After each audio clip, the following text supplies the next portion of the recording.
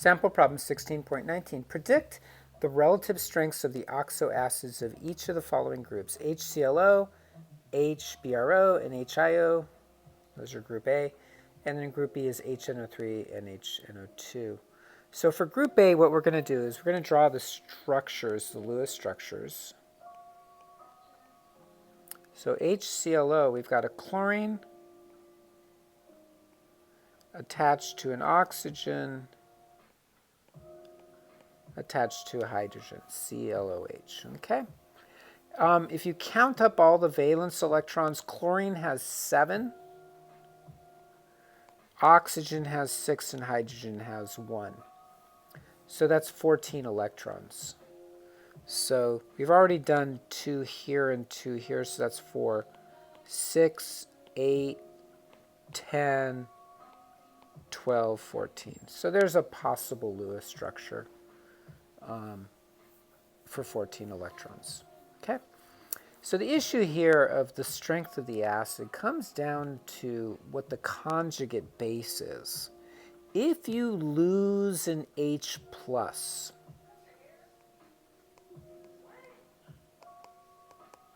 the electrons go back to the oxygen. And so the oxygen now has an extra pair of electrons. And this is now negatively charged. Okay. So now the issue is, how stable is that conjugate base? And the driving force, the issue here, is the negative charge. Negative charges tend to destabilize conjugate bases. So the greater the ability of the negative charge to get distributed over both atoms, or all the atoms, the more stable it becomes. So if the chlorine can pull some of that negative charge toward it and have some charge there, and then some of the negative charges on the oxygen, that will stabilize the conjugate base. And if it's more stable, that makes the acid stronger. So the issue then comes up to how do the other two acids that we're comparing it to, how do they compare to this one? Well, the 3 examples that we're having you do in this problem, each are halogens attached to the oxygen. So really you're getting essentially the same structure. Bromine also has 7 valence electrons, and so does iodine. So you're going to get essentially the same Lewis structure. It's just that you're going to have a different halogen.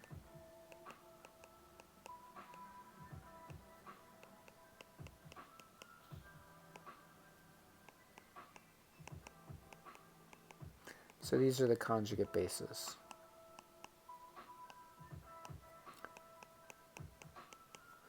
Okay? So the question is, which of those 3 conjugate bases is the most stable?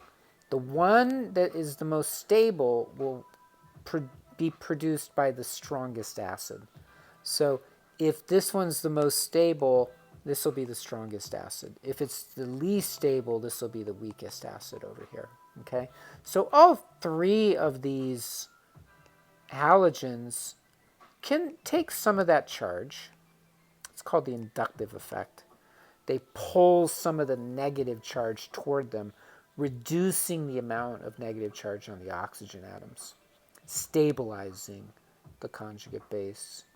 It's just an issue of which one does it the best, chlorine, bromine, or iodine. And it turns out the way you test that is you look up electronegativity values.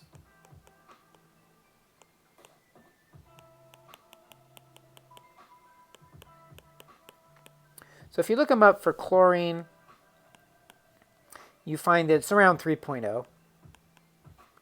For bromine, it's smaller, around 2.5 or 2.6. I'm sorry, 2.8. And for iodine, it's even smaller, 2.5 or 2.6, depending on which table you look at. Okay? This is all discussed back in chapter 4. I'm sorry, chapter 8. Okay, So the more electronegative the element is, the greater its ability to pull negative charge toward itself. So the chlorine, having the highest value of electronegativity, has the largest negative charge, and the bromine less, and the iodine less. So that means that the oxygen atom in the ClO bond is more stable because it has less negative charge. In the iodine case, the oxygen has more negative charge, so it's less stable. Okay? So we would say then that let's do ClOH. That one is the most stable. So it's the strongest acid. The next one would be the BrOH. This one would be not quite as stable, so it's a weaker acid. Or I should say the conjugate base is not as stable. And then IOH. Okay, so this would be the weakest acid, and this one would be the strongest acid. So if you're looking at comparing acids where it's essentially a halogen attached to the OH, and you're comparing the halogens, chlorine versus bromine versus iodine, in those cases, the element with the highest electronegativity, chlorine in this case, would be the strongest acid because its conjugate base is the most stable. And IOH, which would be the weakest acid, is the weakest because its conjugate base, the hypoiodite ion, IO negative, that one would be the least stable. So IOH, hypoiodous acid, that would be the weakest acid of the three. Now there's a part B. So let's clear all this out and let's look at part B. Part B is a little different in that what we're comparing here is that the element in both cases is nitrogen.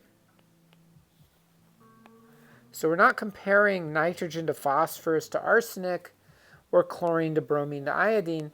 What we're comparing is the number of oxygen atoms in the acid. But essentially, we're going to look at the same issue, which is the stability of the conjugate base. These are acids. So if we draw the Lewis structure, for oxoacids, you draw the oxygens around the central atom. And then you attach a hydrogen to one of the oxygens. And that gives you the skeletal arrangement of the atoms, the structural arrangement. Then you can go through and finish up your Lewis structure. Hydrogen has 1 valence electron. Nitrogen has 5. Each oxygen has 6. So that would be 24 electrons. We've already used 2, 4, 6, 8. So I'm going to just go ahead and fill this in. And you can check for yourself to see whether this is a reasonable Lewis structure. There should be 24 electrons in that structure. And each of the second row elements, nitrogen and oxygen, should have 8 electrons, the octet rule, and hydrogen should have 2, which is the duet rule. Same thing over here. We're going to put a double bond over here. In this case, we should have 1, 5, and 2 times 6. So that's 12 plus 6, which is 18 electrons. We do want to have the duet rule for hydrogen, and we want to have the octet rule for oxygen and nitrogen. So it turns out this arrangement seems pretty reasonable. 18 electrons. Nitrogen and oxygen atoms all have 8 octet, and hydrogen has 2.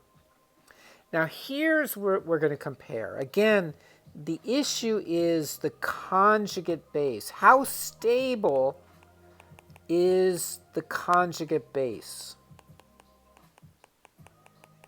The more stable the conjugate base is, the stronger the original acid is.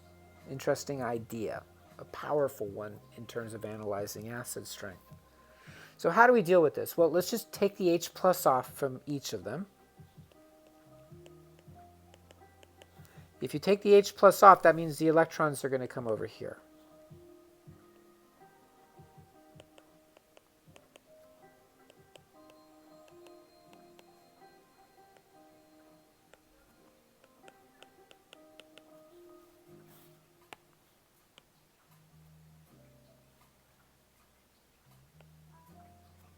So there's our Lewis structure. The nitrate ion is the conjugate base. The issue is how stable is the nitrate ion, at least in terms of acid-base chemistry.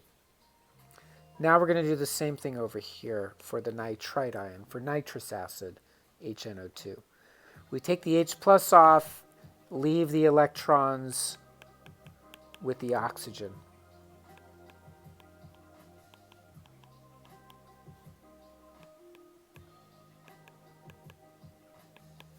Okay. Negative charge there. That's called the nitrite ion.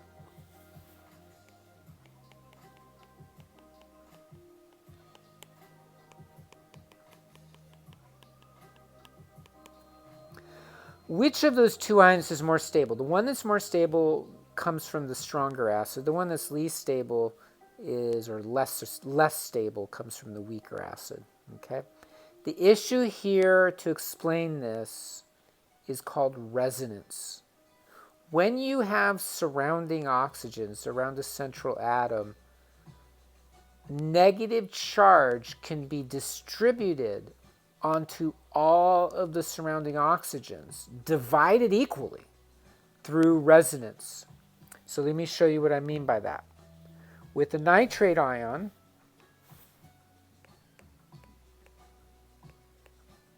we could draw 3 resonance structures.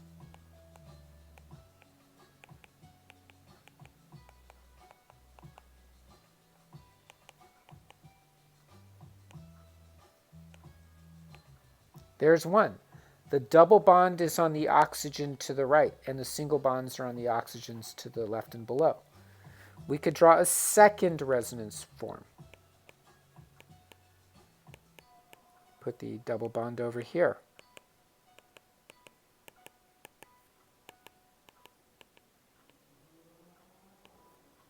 There's a second resonance. We could draw a third resonance form. Now the double bond is going to go to the oxygen on the left.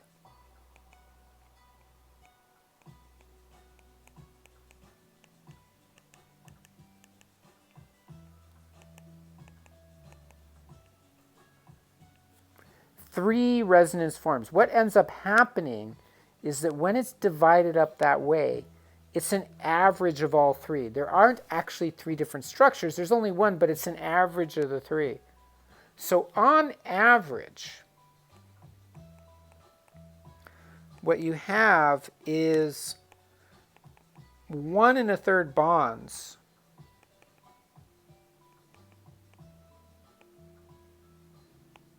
and you have 1/3 of a charge on each oxygen. It's a negative charge, right? And overall, the charge is -1.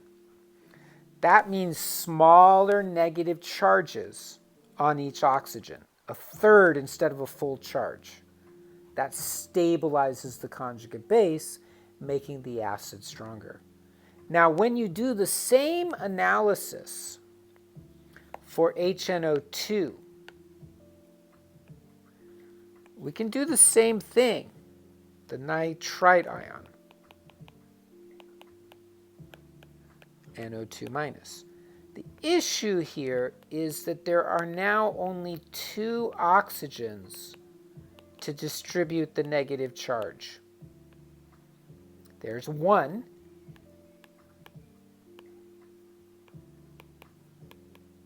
Here's the second one. 2 forms, right? So as I said, it's not the case that there actually are 2 forms. The actual form is an average of those 2. So our average Lewis structure would be 1.5 bonds to each of these ions, to each of these oxygens, with a -0.5 charge on each of the oxygens. So if you take a look at the charges you get here, they're larger on the oxygen in nitrite than they are in nitrate, where it's only negative a third.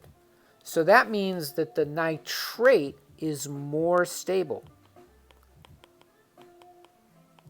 Smaller charge on each atom. Whereas in the nitrite, it's less stable.